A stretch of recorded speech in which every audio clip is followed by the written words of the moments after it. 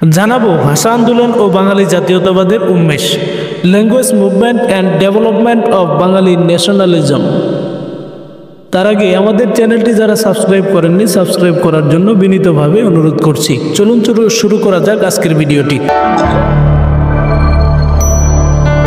Please subscribe my YouTube channel.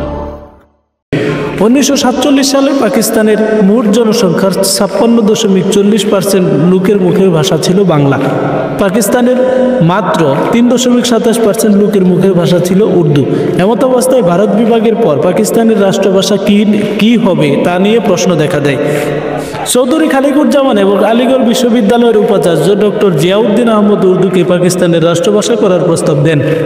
তাদের প্রস্তাবের বিরুদ্ধে ভাষাবিজ্ঞানী ও ঢাকা বিশ্ববিদ্যালয়ের অধ্যাপক ডক্টর মোহাম্মদ শহীদুল্লাহ এবং ডক্টর মোহাম্মদ এনামুল হক সহ বেশ কজন বুদ্ধিজীবী প্রবন্ধ লিখে প্রতিবাদ জানান।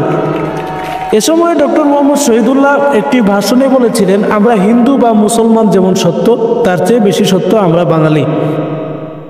1947 সালের 2 সেপ্টেম্বর ঢাকা বিশ্ববিদ্যালয়ের অধ্যাপক আবুল কাশেমের নেতৃত্বে তমুদ্দুন মজলিস নামে একটি সাংস্কৃতিক প্রতিষ্ঠান গড়ে ওঠে। পাকিস্তানের অন্যতম রাষ্ট্রভাষা হিসেবে বাংলাকে চালু করার দাবি নিয়ে এগিয়ে আসে তমুদ্দুন মজলিস। এটাই ছিল ভাষা আন্দোলনের প্রথম সংগঠন। 1947 সালের 15 সেপ্টেম্বর তমুদ্দুন মজলিস ভাষা আন্দোলনের প্রথম পুস্তিকা পাকিস্তানের রাষ্ট্রভাষা বাংলা না উর্দু প্রকাশ করে। এ পুস্তিকার লেখক ছিলেন 3 জন, অধ্যাপক আবুল কাসেম, ডক্টর কাজী মুতাহার হোসেন এবং আবুল মনসুর আহমদ। তমুদ্দুন মজলিসের উদ্যোগে ভাষা আন্দোলনকে রাজনৈতিক রূপদানের জন্য গঠিত হয় প্রথম রাষ্ট্রভাষা সংগ্রাম পরিষদ, যার আহ্বায়ক মনোনীত হন ঢাকা বিশ্ববিদ্যালয়ের অধ্যাপক নুরুল হক ভূঁইয়া। 1948 সালের 23 ফেব্রুয়ারি পাকিস্তান গণপরিষদ অধিবেশনে ইংরেজির পাশাপাশি উর্দু ভাষাতে অধিবেশনের কার্যক্রম শুরু হলে পূর্ব বাংলার গণপরিষদ সদস্য কুমিল্লার ধীরেন্দ্রনাথ দত্ত এর প্রতিবাদ করেন এবং বাংলা ভাষাকে গণপরিষদের অন্যতম ভাষারূপে সরকারি স্বীকৃতির দাবি জানান। কিন্তু গণপরিষদ এ দাবি প্রত্যাখ্যান করলে পূর্ব বাংলায় ছাত্র, শিক্ষক ও বুদ্ধিজীবী মহলে অসন্তোষ দেখা দেয়। 1948 সালের 2 মার্চ রাষ্ট্রভাষা সংগ্রাম পরিষদকে পুনর্গঠন করে কামরুদ্দিন আহমদের সভাপতিত্বে ঢাকা বিশ্ববিদ্যালয়ের সর্বদলীয় রাষ্ট্রভাষা সংগ্রাম পরিষদ গঠন করা হয়। 11 মার্চ সংগ্রাম পরিষদ রাষ্ট্রভাষার ক্ষেত্রে সরকারের ষড়যন্ত্র রোধ করার জন্য সাধারণ ধর্মঘটের ডাক দেয়। ওই দিন ঢাকায় বহু ছাত্র আহত হন এবং অনেকে গ্রেফতার হন। এজন্য 1948 থেকে 1952 এর ভাষা আন্দোলনের সময়কালে প্রতি বছর 11 মার্চ ভাষা দিবস, ল্যাঙ্গুয়েজ ডে হিসেবে পালন করা হতো। 1948 সালের 21 মার্চ মোহাম্মদ আলী জিন্নাহ ঢাকায় তৎকালীন রেসকোর্স ময়দানে এক সভায় ঘোষণা দেন যে উর্দু এবং একমাত্র উর্দুই হবে পাকিস্তানের রাষ্ট্রভাষা। 24 মার্চ কার্জন হলে অনুষ্ঠিত ঢাকা বিশ্ববিদ্যালয়ের সমাবর্তন অনুষ্ঠানে জিন্নাহ একই কথার পুনরাবৃত্তি করলে উপস্থিত ছাত্ররা না না বলে তীব্র প্রতিবাদ জানান। 1949 সালের পূর্ব বাংলা সরকার বাংলা ভাষা সংস্কারের নামে পূর্ব বাংলা ভাষা কমিটি গঠন করে। 17 সদস্য বিশিষ্ট এই কমিটির সভাপতি ছিলেন মৌলানা আকরাম খাঁ। 1950 সালে পাকিস্তানের প্রধানমন্ত্রী লিয়াকত আলী খান ঘোষণা করেন একমাত্র উর্দুই হবে পাকিস্তানের জাতীয় ভাষা। 1952 সালের 26 জানুয়ারি পাকিস্তানের তৎকালীন প্রধানমন্ত্রী খাজা নাজিমুদ্দিন ঢাকায় এক জনসভায় ঘোষণা করেন উর্দুই হবে পাকিস্তানের রাষ্ট্রভাষা। সেদিনই আতাউর রহমান খানের সভাপতিত্বে কাজী গোলাম মাহবুবকে আহ্বায়ক করে সর্বদলীয় রাষ্ট্রভাষা সংগ্রাম কমিটি গঠন করা হয়।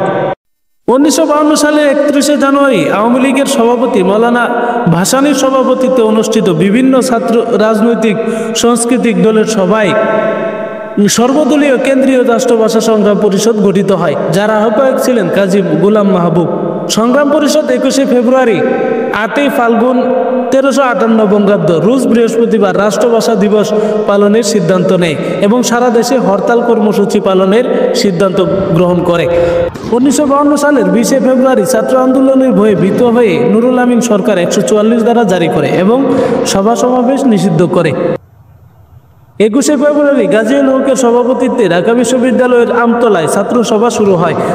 সভাপতির নির্দেশে ঢাবির ছাত্রছাত্রীরা সংগঠিতভাবে 144 ধারা ভঙ্গ করে রাষ্ট্রভাষা বাংলা চাই স্লোগান দিতে দিতে বর্তমান ঢাকা বিশ্ববিদ্যালয় কলেজ চত্বরে সমবেত হয়। পুলিশ উপস্থিত ছাত্র জনতাকে ছত্রভঙ্গ করতে কাঁদুনি গ্যাস নিক্ষেপ করলে ছাত্র পুলিশ সংঘর্ষ বাধে। সেদিন মিছিলে অংশ নেয়া রফিক উদ্দিন পুলিশের গুলিতে ঘটনাস্থলেই নিহত হন। তিনি 52 ভাষা আন্দোলনের প্রথম শহীদ। পুলিশের গুলিতে আরও শহীদ হন আবুল বরকত, আব্দুল সালাম, আব্দুল জব্বার, ওহিউল্লাহ প্রমুখ। 1952 সালের 22শে ফেব্রুয়ারি পুলিশের গুলিবর্ষণের প্রতিবাদে বিশাল শোভাযাত্রা বাহির হয়। এ শোভাযাত্রার উপরও পুলিশ গুলিবর্ষণ করে, ফলে শফিউর রহমান মৃত্যুবরণ করেন। 1953 সালের 21শে ফেব্রুয়ারি দেশব্যাপী শহীদ দিবস হিসেবে পালিত হয়।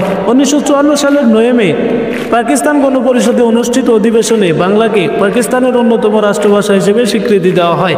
1956 সালে পাকিস্তানের সংবিধানে 214 নং অনুচ্ছেদে বাংলা ও উর্দু উভয় ভাষাই পাকিস্তানের রাষ্ট্রভাষা হিসেবে স্বীকৃতি লাভ করে। 1987 সালে বাংলাদেশের জাতীয় সংসদে বাংলা ভাষাকে জীবনের সর্বস্তরে ব্যবহারের জন্য আইন পাস হয়।